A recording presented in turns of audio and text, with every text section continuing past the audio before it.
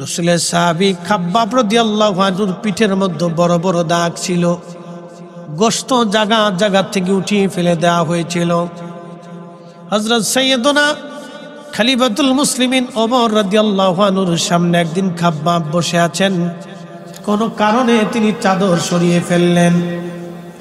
চাদর সরানোর পরে হযরতে ওমর রাদিয়াল্লাহু আনহু দেখতেছেন খাব্বাবের পিঠের মধ্যে জায়গায় জায়গায় জায়গায় জায়গায় গোশত নাই, জায়গায় জায়গায় গোশত নাই, জায়গায় জায়গায় গোশত নাই। এবং তিনি লক্ষ্য করলেন গোশত শুধু উঠেই যায় নাই, জায়গায় জায়গায় গর্ত হয়ে রয়েছে, সাদা সাদা হয়ে গেছে। সাইয়্যিদুনা ওমর জিজ্ঞেস করলেন, খাব্বাব রে, তোমার জীবনে কি কোনোদিন বসন্ত হয়েছিল? খাব্বাব ডাক দিয়ে বলেন, ইয়া আমিরাল মুমিনিন, জীবনে কোনোদিন বসন্ত আমার হয় নাই। তাহলে বলো খাব্বাব, কি জন্য তোমার পিঠের মধ্যে এমন বড় বড় গর্ত হয়ে গেছে? গোশত জায়গায় জায়গায় গোশত নাই, সাদা সাদা হয়ে গেছে।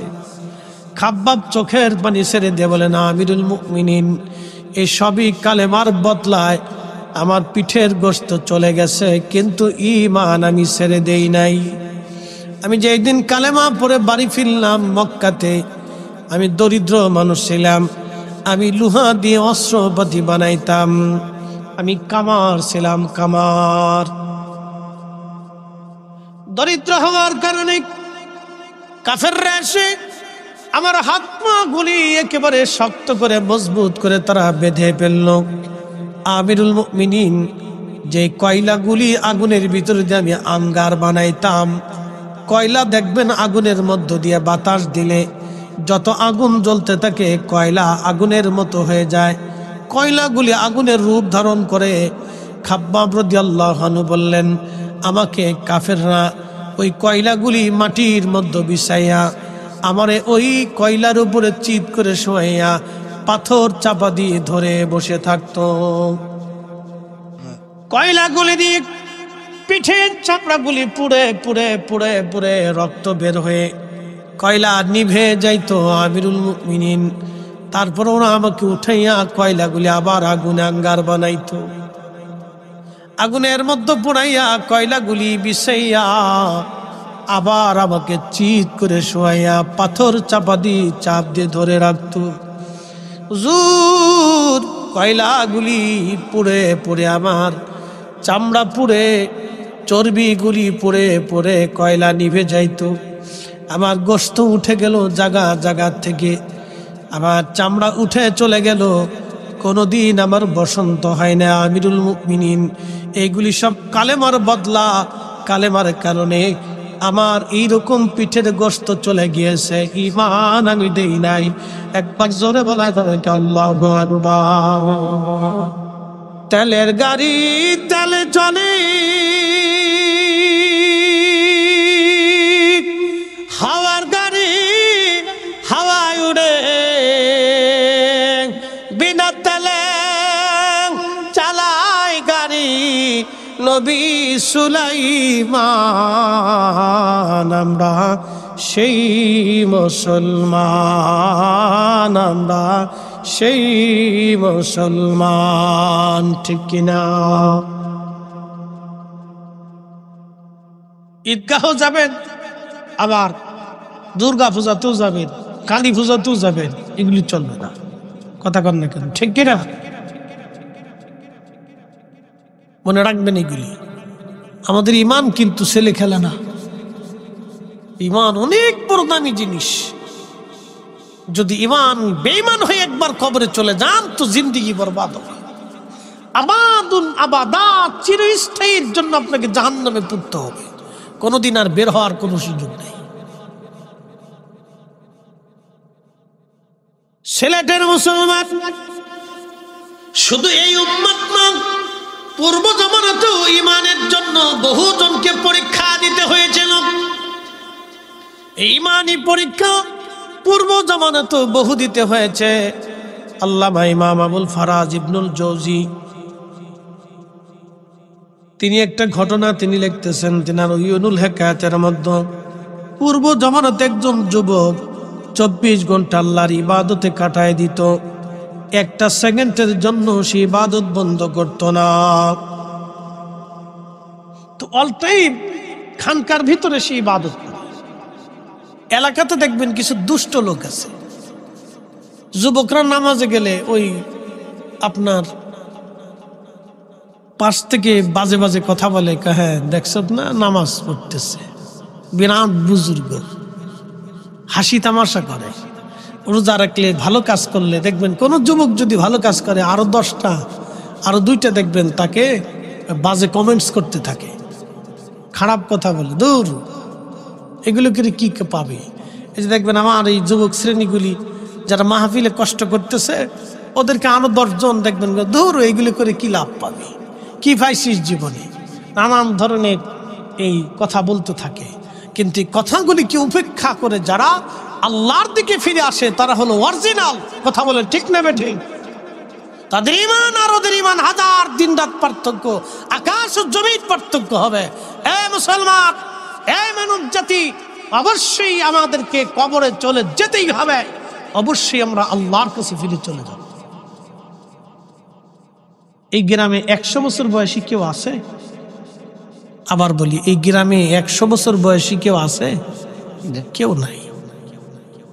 এর অর্থ হচ্ছে 100 বছর আগে যারা এই গ্রামে ছিল তারা আজকে সবাই মাটির নিচে চলে গেছে। ঠিক 100 বছর পরে আপনারাও সবাই আমরা মাটির নিচে চলে যাব। নতুন প্রজন্ম আসবে, কোরআন ঠিক থাকবে, আজানও ঠিক থাকবে, মাহফিলও ঠিক হবে, কিন্তু আমরা সবাই মাটির নিচে। বলেন চলে যাব কার কাছে? একসাথে বলেন, কার কাছে? কোনো সন্দেহ আছে? ফিরে আসার কোনো সুযোগ আছে? সনাতনী হিন্দু ধর্মের বিশ্বাস হচ্ছে যদি মানুষ পৃথিবীতে ভালো কাজ করে তাহলে ভগবান তাদেরকে আবার পৃথিবীতে পাঠাবে। কিভাবে পাঠাবে? কাউরে বানাবে ধনী, শিক্ষিত। ওই যে কবি একটা কবিতা লেখছে, আপনারা জানেন কিনা জানি না, আমি আপনাদেরকে বলতেছি। আবার আসিব ফিরে ধানসিঁড়িটির তীরে, বাংলায় এ নবান্নে, হয়তো শালিকের বেশে না হয় শঙ্খ চিরে। জীবনানন্দ দাস। জীবনানন্দ দাস তিনি একজন সনাতনী হিন্দু ধর্মের কবি ছিলেন। কত সুন্দর করে তার ধর্মের বাক্য তিনি লিখে গেছেন। আবার আসিব ফিরে ধানসিঁড়িটির তীরে, নবান্নে এই বাংলায়, শঙ্খ চালিকের বেশে অথবা কাউয়ের বেশে অথবা হাঁসের বেশে, না হয় ছাগলের বেশে না হয় পাগলের বেশে। হ্যাঁ, কি কথা বল না, কি আজেনে বক্তব্য। কোরআন আল্লাহ বলতেছেন, ওয়ালা ইউআখিরাল্লাহু নাফসান ইযা জাআ আজালুহা।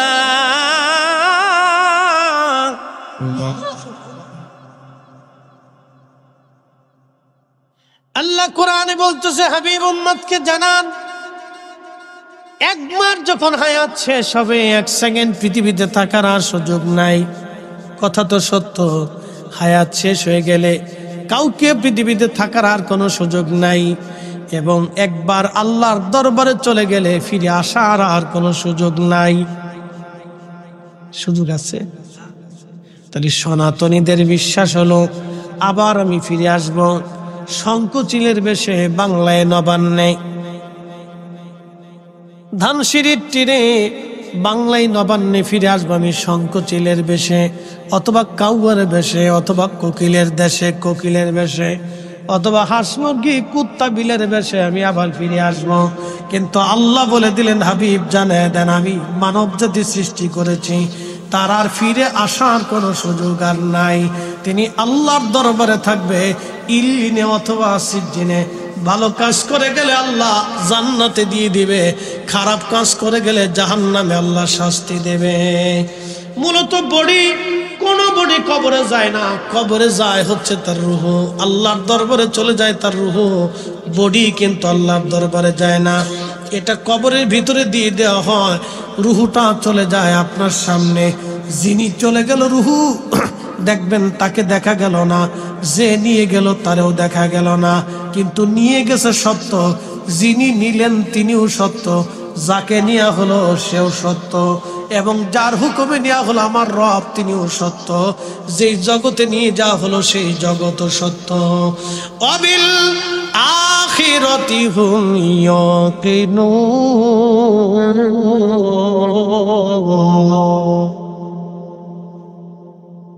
আখিরাত সত্য,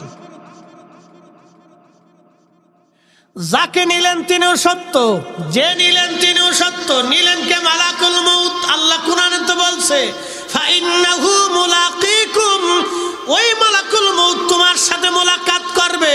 তো যিনি নিলেন তিনি মালাকুল মউত, যাকে নিলেন তিনি আব্দুল করিম। বডি নাই, রুহু নিয়ে গেছে। বডি নিছে, কি নিল? রুহু নিল। তো রুহু ছিল কোথায়? প্রথমে মায়ের পেটে পাঠানো হলো, তার আগে ছিল কি? তা রুহের জগতে। কে সৃষ্টি করছে? আল্লাহ।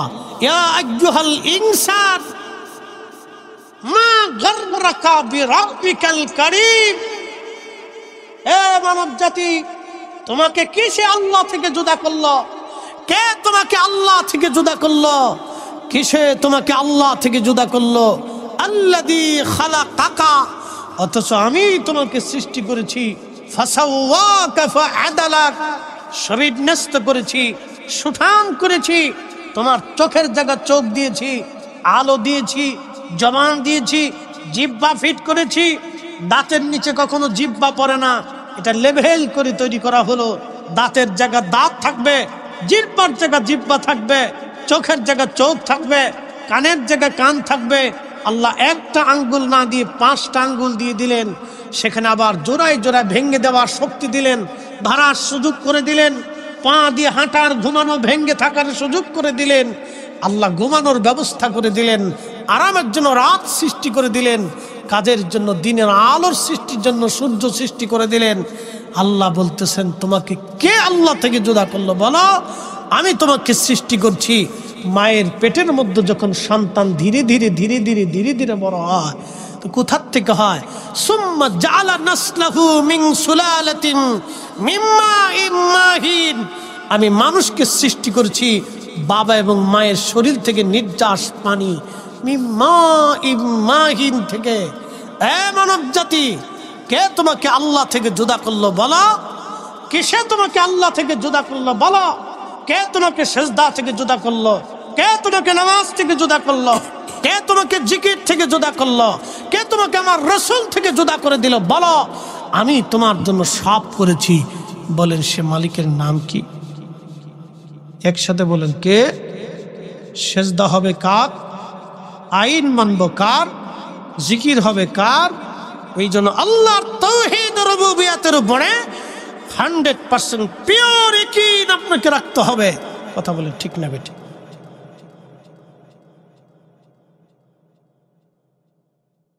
এই উপস্থিতি, এই কথাগুলি আমাদের জন্য অত্যন্ত জরুরি হয়ে গেছে। কারণ মুসলমান মসজিদেও যায়, মাহফিলেও বসে, দুর্গা পূজাও যায়। এই জন্য দুঃখে এই কথাগুলি বলতেছি আজকে। হাজার হাজার হাজার হাজার যুব শ্রেণী আমাদের ভ্রান্ত পথের মধ্যে চলে যাচ্ছে। কে গাঞ্জুটি, হিরোইনসি, বাবাকর, ইয়াবাকর, সন্ত্রাস, লুচ্ছি, কি কথা কর না কেন?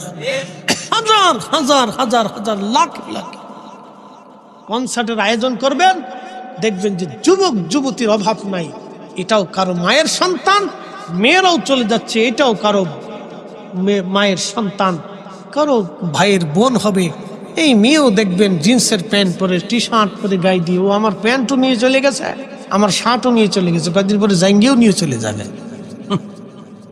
অবস্থা খুব বেগতি, খুব কঠিন সিচুয়েশন চলতেছে। আপনাদেরকে বলি, বিলাই কি বাঘের পোশাক পরতে পারে? বলেন, বিলাই কি কোনোদিন বাঘ হইতে পারে? বাঘ কি কোনোদিন বিলাই হইতে পারে? নারী কি কোনোদিন পুরুষ হইতে পারে? পুরুষ কি কোনোদিন নারী হতে পারে? তসলিমা নাসরিন মরে গেছে, ফি নারি জাহান্নাম খালিদিনা ফিহা।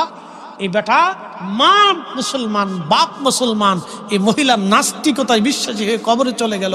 এই মহিলা বলল, পুরুষও দাঁড়ায় মতে, বেডিরও দাঁড়ায় মতে। কত পাগল দেশে!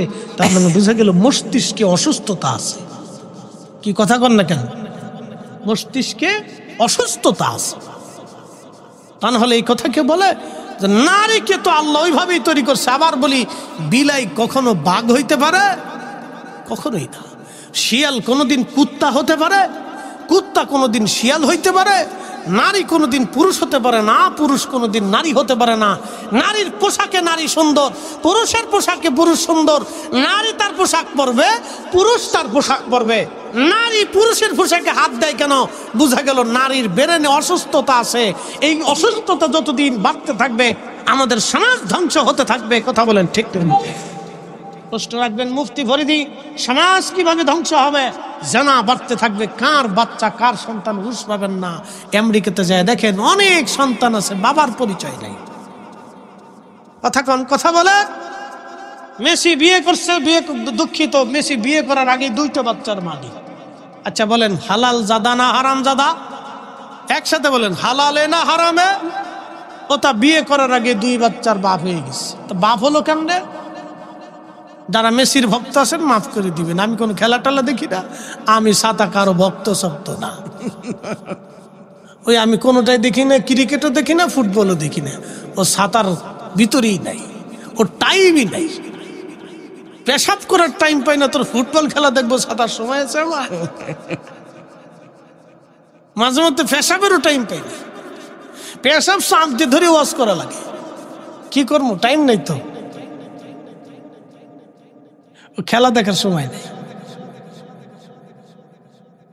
এই হচ্ছে ইসলামী জিন্দিগি, কত পবিত্র জিন্দিগি।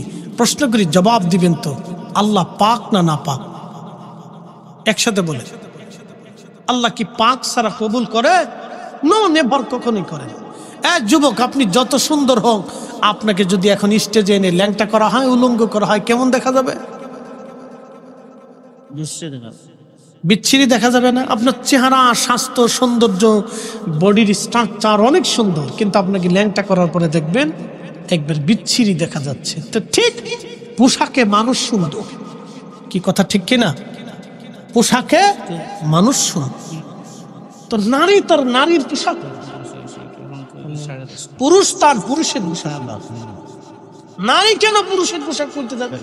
আর পুরুষ কেন নারীর দুধ, ওই হাতের বালা, গলার মালা, এগুলি উঠতে যাবে? কারণ কি? কথা বুঝতে, একটা কানের এখানে দেয়, একটা মাথার ভিতরে কোনটা বাঁধে, এখন কি চুল সিস্টেম করার জন্য কি গার্ডার মার্ডার কি জন্য দেয়? তার মাঝে মধ্যে চিন্তা করি, এটি কি পুরুষ না ইজলিয়া কইতারি? তা আমি তো মাঝে মধ্যে আমার এই বাসার সামনে দিই পদ্মা সেতুলের, তো বাসায় ঢোকার সময় রাত 2টে 3টে 4টে 5টাও বেজে যায়।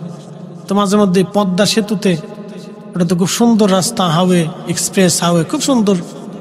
ওই ছেলেরা মেয়েরা রাত্রিবেলা মোটরসাইকেল রেসলিং করে।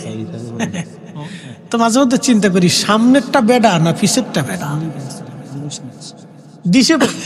আর এখন তো শীতকাল আসতেছে, আরো খুঁজে পাওয়া যাবে, পিছনে বেডা না সামনে বেডা, পিছে জন্ডিস না সামনে জন্ডিস, আমি কইতে দিই। এই অবস্থা চলতেছে। তাহলে পিছে যে জন্ডিস আছে, এটাও কারো মেয়ে। হতভাগা কোন মায়ের সন্তান যেন জানি না।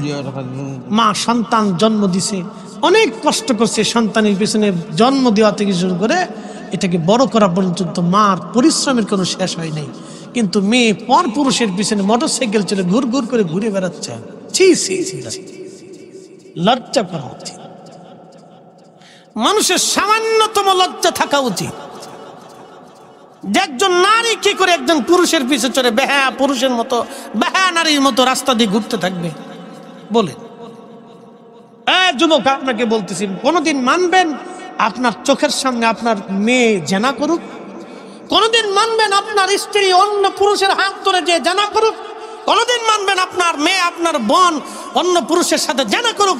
আপনি যেরকম মানেন না, তো ঠিক আপনার অন্তর সাক্ষী দেয় না 1450 বছর আগে আল্লাহ এবং তার রাসূল এটাকে নিকৃষ্ট হারাম করে দিয়ে গেছে। কথা বলেন ঠিক না? এই জন্য পর্দার বিধান চালু করে দিয়ে গেছে। আপনাকে বুঝতে হবে এটা। এই জন্য পর্দাকে ফরজ করে দেওয়া উচিত। ইসলামের মতো সুন্দর জীবন ব্যবস্থা আর পৃথিবীতে কিছু হতে পারে না।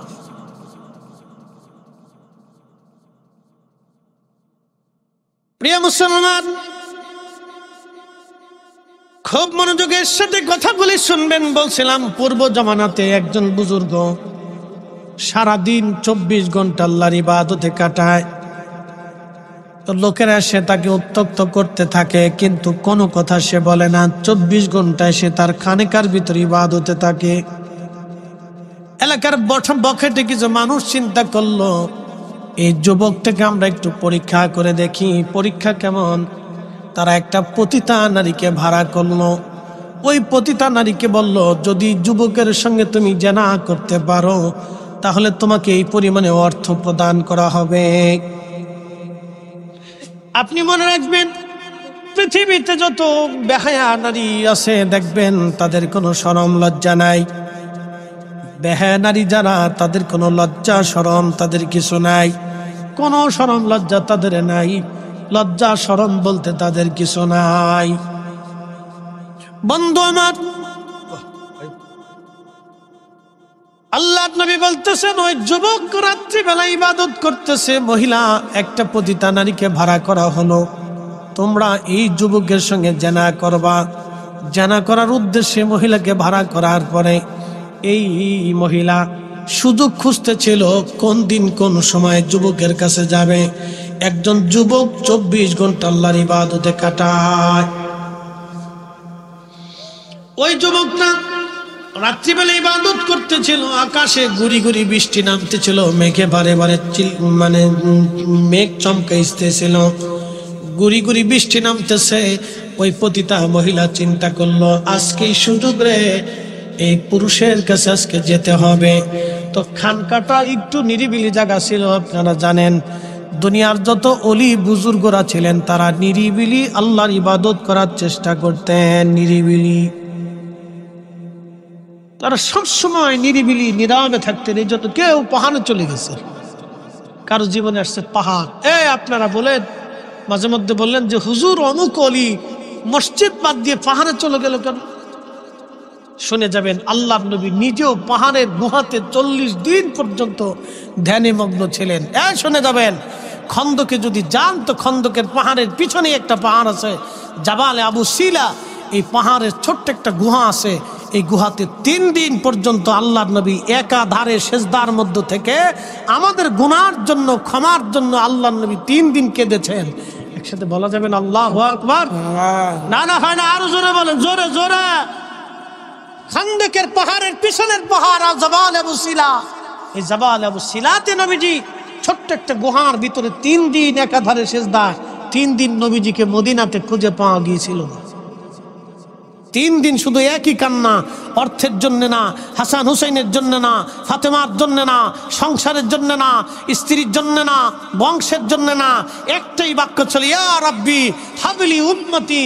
আল্লাহ, আমার উম্মত গুনাহ করে ফেলছে, আমার উম্মত গুনাহ করবে, আমার উম্মতের ভুল হবে, মাফ করতেই হবে, মাফ করতেই হবে, ক্ষমা করতেই হবে। 3 দিন সেজদার মধ্য থেকে এই উম্মতের ক্ষমার জন্য নবী সেজদার মধ্য কাটাইছে। আর এই উম্মত দুর্গা পূজায় যা, এই উম্মত সুদ খা, এই উম্মত ঘুষ খা, এই উম্মত অকাম করে, এই উম্মত আরেকজনের জমি মারে, এই উম্মত আরেকজনের টাকা মারে। কথা কোন ঠিক কি? এই জন্য আল্লাহ রসুল সেজদায় পরে কাঁদে দেয়। তিনি কাঁদছিলেন আমাদের ক্ষমার জন্য। নবীর উম্মত, যুব শ্রেণীদেরকে আজকে বলতেছি, বৃদ্ধ বাবাজিদের বয়স হয়ে গেছে, এখন আপনাদের সামনে আমি যেইভাবে স্থিরতার সাথে শক্তি নিয়ে কথা বলতেছি, আগামী 10 বছর পর এটা আমার পক্ষে সম্ভব হবে না। আমার ক্লান্তিতে আসবে। তো নেক্সট জেনারেশন আমাদেরকে তৈরি করে যেতে হবে। প্রিয় বন্ধু আমার, সিলেটবাসী এই যুবক মহিলা পতিতা ঘরের দরজার পাশে এসে টোকা দিচ্ছে। ভিতর থেকে যুবক ডাক দিয়ে বলল, কে? বলে, আমি একজন অসহায় নারী, বিপদে পড়ে গেলাম, গুড়ি গুড়ি বৃষ্টি, পথ হারিয়ে ফেলছি, দরজা খোলেন, আমাকে সাহায্য করেন। বুজুর্গ যুবকের চিন্তা, যদি এই সময় আমি তাকে সাহায্য না করি তাহলে এদেশের পুরুষরা যদি জানতে পারে তাকে ফিরে ছেড়ে নিয়ে চলে যাবে। একটা কথা আজকে বলে দিয়ে যায়, কোনো মায়ের সাহস হবে না তার মেয়েটাকে একা একা এখন ছেড়ে দিবে আর সে সিলেট পর্যন্ত নিরাপদে পৌঁছাবে, কোনো গ্যারান্টি নাই। একসাথে বলেন আছে, একসাথে বলেন আছে। কে নিরাপত্তা দিবে? হাকিকতে নিরাপত্তা তো আল্লাহর, কিন্তু বাংলাদেশে এই সিচুয়েশনে কে নিরাপত্তা দেবে? কোন সিচুয়েশনে দিবে? এই নিরাপত্তা একমাত্র পৃথিবীতে 4 জন দিয়েছিল, আবু বকর, ওমর, উসমান, আলী। এই 4 জনের খেলাফত আমলে এই নিরাপত্তা ছিল। নারী রাতের আধারেও হেঁটে চলে গেলেও কেউ জিজ্ঞাসা করে নাই কে যা, কিসের জন্য যাচ্ছে, কোনো জিজ্ঞাসা ছিল না। পুরুষ যুবক তাকে আগে দিয়ে সম্মানের সাথে পৌঁছাই দিয়েছে। সেই জামানা আর নেই। তবে হ্যাঁ, যদি পৃথিবীতে হযরত ইমাম মাহদীর মতো কেউ খেলাফত প্রতিষ্ঠিত করতে পারে তাহলে হতে পারে, কিন্তু আশা করব কিভাবে বলুন? তবে হ্যাঁ, ইসলামিক জীবন ব্যবস্থা, রাষ্ট্রের শাসন ব্যবস্থা যদি কায়েম হয় তাহলে হয়তো কিছু আশা করা যায়। এই কথা বলেন ঠিক কিনা? কিছুটা হলেও আশা করা যায়, আশা করা যায়। কিন্তু আমরা যে মানুষ, নিজেরাই তো খাদক, নিজেরাই তো খাদক। কত মসজিদ কমিটি, মসজিদেরটা চলে, যে কোনো থানা থেকে আমি এমপি হব, মন্ত্রী হব, উনি হতে পারতেন। কি কথা কন না কেন? কোটি কোটি মানুষ ওনাকে সিল দিত, কথা ঠিক কিনা? উনি দুনিয়ার এই মসনদটা চান না, কারণ দুনিয়ার এই মসনদের কলঙ্ক উনি গায়ে লাগান নাই। উনি আল্লাহ ও রসুলের গোলামি করে কবরে চলে গেছেন, কথা ঠিক কিনা? কেন? যুগ যুগ ধরে যাতে মানুষ তাকে স্মরণ করে, দুনিয়ার কলঙ্ক উনি গায়ে লাগান নাই। রাজনীতির হিসাব বড় আলাদা হিসাব।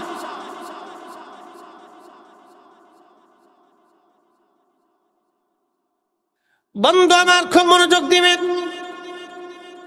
বুজুর্গরা সবসময় সহজ সরল হয়। রাজনীতির হিসাব হলো মারতে হবে, মরতে হবে, এখানে ঠকাইতে হবে, ওখানে বাস দিতে হবে, কার মাথায় বাড়ি, কার রক্ত চুষতে হবে, কোত্থেকে টাকা নিতে হবে, অন্যায় 2 নম্বর, ন্যায় অন্যায়। হিসাব কিতাব না করলে রাজনীতি হয় না। বড় কঠিন দুনিয়ায় বর্তমান সিচুয়েশনে। এই জন্য পৃথিবীর অনেক বুজুর্গ রাজনীতি পছন্দ করতেন না, রাজনীতি গ্রহণ করেন নাই। ইচ্ছা করা জনপ্রিয়তা থাকা সত্ত্বেও তারা নেন নাই। এই যুবক মহিলা যখন বলতেছে দরজা খুলে দেন, দরজা খুলে দেয়া হলো। যুবক বলতেছে আপনি এত রাত্রে বলে আমি বিপদে পড়ে গেছি। আলাদা করে তার ওই খানকার ভিতরে পর্দা টেনে দিয়ে যুবক বলল আপনি ওইখানে বিশ্রাম করেন। ওই কথা বলে আলাদা জায়গা করে দিয়ে যুবক নামাজে দাঁড়ায় গেল। নামাজ চলতেছিল, এমন সময় মেয়েটা সেজে গুজে এসে ওই যুবকের সামনে বারবার জেনা করার জন্য অঙ্গ ভঙ্গি দিচ্ছিল। আমাদের দেশের কিছু নারী আছে দেখবেন, এমন কিছু অঙ্গভঙ্গি দেয় যেগুলো কাতি মাসের কুত্তা পর্যন্ত ফেল হয়ে যায়। জানি এই ভাষাটা অত্যন্ত কঠিন হয়ে গেছে, ভাষা শুনতে খারাপ শোনা যাবে, কিন্তু নারীদের জন্য এই সমস্ত অঙ্গভঙ্গি বেমানান, কথা বলেন ঠিক কিনা? নারী তার নারীর স্বভাব নিয়ে পৃথিবীতে চলবে। আমার কথা শুনতে খারাপ শোনা যাবে, কিন্তু মাত সহি মাত, বাকি ঝুঁকি মাতি নেন, সহি মাততেছি, বিশুদ্ধ মাত। এটা নারী কেন? তার নারীত্ব নিয়ে থাকবে, তার একটা নারীত্বের শক্তি আছে, সেই শক্তি নিয়ে পৃথিবীতে চলবে সে।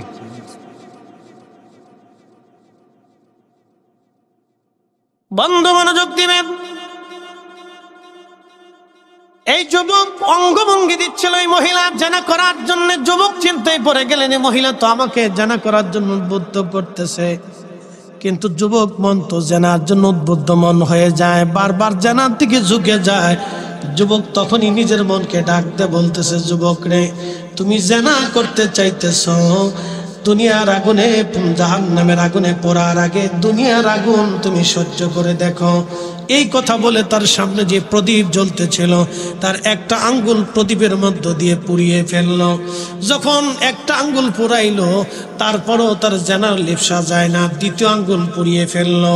এইভাবে সারা রাত্র ওই মহিলার জেনা থেকে বাঁচার জন্য সে তার হাতের 10টা আঙ্গুল পুড়িয়ে ফেললো, তারপরেও ওই নারীর সাথে জেনা করে নাই।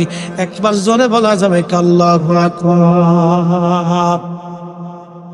এরা হচ্ছে মুসলমান, কথা বলেন ঠিক কিনা? এরা মুসলিম। ইতিমধ্যে আল্লাহ এই নারীকে হেফাজত করার জন্য, ওই দুঃখিত এই পুরুষকে হেফাজত করার জন্য এই নারীকে আল্লাহ হত্যা করল, স্টপ করে মারা গেল। তো ওই যে বখাটে লোকগুলি এই নারীকে ভাড়া করছিল, এটা একটা পরীক্ষা। তো বখাটেরা পুলিশ নিয়ে আসছে, রাষ্ট্রের সৈন্য নিয়ে এসে বলতেছে এই মহিলাকে এই পুরুষে তার খানকার ভিতরে হত্যা করছে এবং তাকে ধর্ষণ করছে, মেরে ফেলছে। কি বিপদ! আল্লাহ এক বিপদ থেকে বাঁচাইয়া আর এক বিপদের মধ্যে ফেলাই দিল। পরীক্ষা চলছে।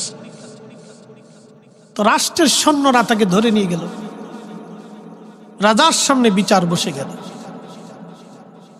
যুবক বলতেছে, রাজা আপনি তো আমাকে জানেনই, আমি কখনো জেনা করিনি, তাকে হত্যাও করিনি। রাজা বলতেছে, যুবক বুজুর্গ, আমি আপনার কথা বিশ্বাস করে নিলাম, আপনি বুজুর্গ, আমি জানি আপনি জেনাও করেন নাই, হত্যাও করেন নাই, কিন্তু আপনার ঘরেই তার মৃত্যু সংগঠিত হয়েছে, আদালত চায় সাক্ষী। এ যুবক, আপনার বিরুদ্ধে সাক্ষী হলো আপনার ঘরের মধ্যেই মৃত্যু সংগঠিত হয়েছে। লোকেরা বলতেছে আপনি হত্যা করেছেন এবং তাকে ধর্ষণ করেছেন, কিন্তু আপনি যে তাকে হত্যা করেন নাই, ধর্ষণ করেন নাই, তার কি কোনো প্রমাণ আপনার কাছে আছে? বিচার তো সাক্ষী চায়, আদালত সাক্ষী চায়, তা আপনার কি কোনো সাক্ষী আছে? তো যুবক বলতেছে, বাদশাহ তাহলে আমাকে কি একটু সময় দেওয়া যাবে? আমি 2 রাকাত নামাজ পড়ে আমি আমার মালিকের সাথে কথা বলবো। একসাথে বলেন, একসাথে। কার সাথে কথা বলবে? আল্লাহর সাথে কথা বলা যায়? কথা বলেন, যায় তো? আল্লাহর সাথে কথা বলা যায়। আপনি বলেন না তাই বুঝেন না, আল্লাহর সাথে কথা বলা যায়। আল্লাহর সাথে শাহজালাল কথা না বলে জমিন আসে নাই, আল্লাহর সাথে ফুলতলি কথা না বলে এই জমিনে এইভাবে কোরআনের খেদমত করে নাই। আল্লাহর সাথে বদরপুরি কথা বলেছে, মুজাদ্দিদ আল ফিসানি কথা বলেছে, খাজা বাবা আজমেরি বলেছে, ইমামুল আজম আবু হানিফা বলেছে। আল্লাহর সাথে তারা কথা বলতো। কি কথা করেন কেন? সালাতে দাঁড়ায় আল্লাহর সাথে কথা বলতো, মুনাজাতে আল্লাহর সাথে কথা বলতো। কে বলছে আল্লাহর সাথে কথা বলা যায় না? কথা বলা তা, কিন্তু বান্দার মতো বান্দা হতে হবে, ঠিক কিনা? বান্দা হতে হবে আপনাকে। প্রিয় উপস্থিতি, মনোযোগ দিবেন। ইয়া আইয়ুহাল্লাযীনা আমানু ইসতাঈনু বিস-সাবরি ওয়াস-সালাহ। হে ঈমানদার, তুমি আমি মালিকের সাহায্য গ্রহণ করো 2 পদ্ধতিতে। 1 নাম্বার পদ্ধতির নাম সালাত, দ্বিতীয় পদ্ধতির নাম হচ্ছে সবর। নামাজ এবং সবরের মাধ্যমে তুমি আমি আল্লাহর সাহায্য নাও। ঠিক তখনই যুবক ওযু করে 2 রাকাত নামাজ পড়ে আল্লাহর দরবারে 2 হাত বাড়ায় দিয়ে বলেন, হে রাব, আমি জানি আমি যে অপরাধ করি নাই সেই অপরাধের শাস্তি আপনি আমাকে দেবেন না, কারণ আমি তো জেনাও করি নাই, হত্যাও করি নাই, এই শাস্তিও আমি পাবো না আমি জানি। তবে হ্যাঁ, রাজার আইনের বিচারে আমি অপরাধী হয়ে গেছি, রাজা আমাকে ফাঁসির কাস্টে ঝুলাবে অথবা আমাকে হত্যা করবে, শুলে চড়াবে। রাব্বি, মৃত্যু দিও, আমার কোনো ভয় নাই, কারণ আজ অথবা কাল অবশ্যই আমি আল্লাহ আপনার কাছে আমি চলে যাব। আল্লাহ, অবশ্যই আপনার বান্দা আপনার কাছে চলে যাবে। বিশ্বাস দেখছেন? বলতেছি, হ্যাঁ রাব্বি, আমি আজ হোক আর কাল হোক অবশ্যই তো আপনার কাছে চলে যাব আল্লাহ, মৃত্যু নিয়েও কোনো অভিযোগ আমার নাই আল্লাহ, কিন্তু আমার ভয় হচ্ছে যদি এইভাবে এই মুহূর্তে আমি মারা যাই, সারা জীবন লোকেরা আমাকে কলঙ্কিত করবে, এবং শুধু আমি কলঙ্কিত হব না, যত আলেম এবং আবেদ, পৃথিবীর যত আলেম এবং আবেদ আছে সবাই সেই দিন কলঙ্কিত হবে। আরব আল্লাহ, দুনিয়ার কোনো আলেম এবং আবেদের কলঙ্ক আমারে বানায়ও না, দুনিয়ার কোনো আবেদ এবং আলেমের কলঙ্ক তুমি আমারে বানায়ও না। ঠিক এইভাবে যখন বিনয় বিনয় সে আল্লাহর সাথে কথা বলতেছিল, ওই মহিলার জীবন আল্লাহ দিয়ে দিলেন। মহিলাটা জিন্দা হয়ে সবার সামনে মরা থেকে উঠে বসে গেল। একবার জোরে বলা যাবে আল্লাহু আকবার। মহিলা মরা থেকে উঠে বসলো। মহিলা মরা থেকে উঠে বসার পরে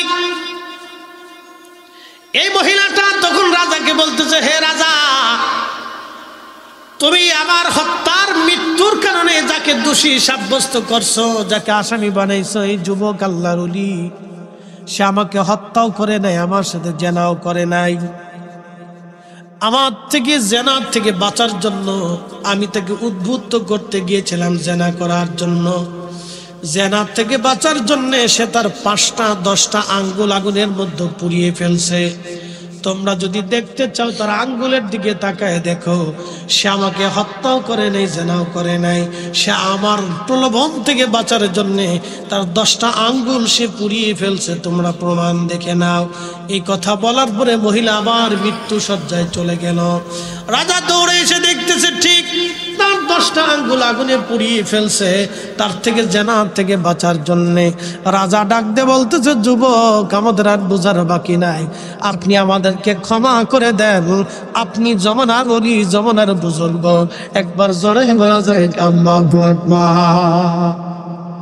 তাহলে আল্লাহর পথে থাকলে সাহায্য কে করে?